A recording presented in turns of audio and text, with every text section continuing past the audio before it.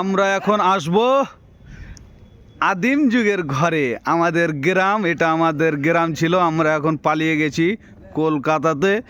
এই যে এটা আমাদের মেশেরদার ঘর ছিল, এই যে এখানে ঢিকি ছিল, এই যে আপনারা দেখতে পাচ্ছেন এখানে এখানে একজনের ঘর ছিল মরলের, এখানে এখানে মরলগিরি করতো।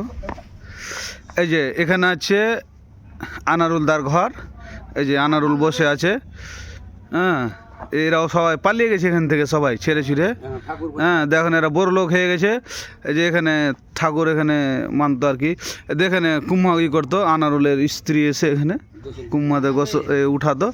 তো দেখি কুম্মাটা কত বড় আছে আর কি।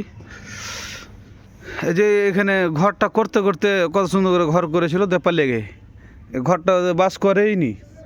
এই যে এখানে আছে আর কি, বাথরুম আছে, এই ভাঙা চূড়া আছে, এই যে দেখতে পাচ্ছ লোটা বদনা।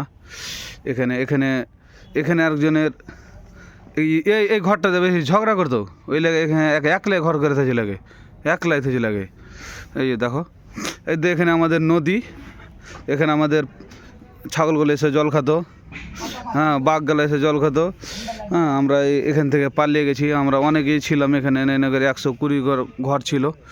এই গাছটার নিচে সব বসে বসে চাংরা পিলারা খেলতো আর কি। এই যে দেখো নারিকেলের গাছ, এই বাগান কত সুন্দর সুন্দর, এই ঘরগুলা ছিল আর কি।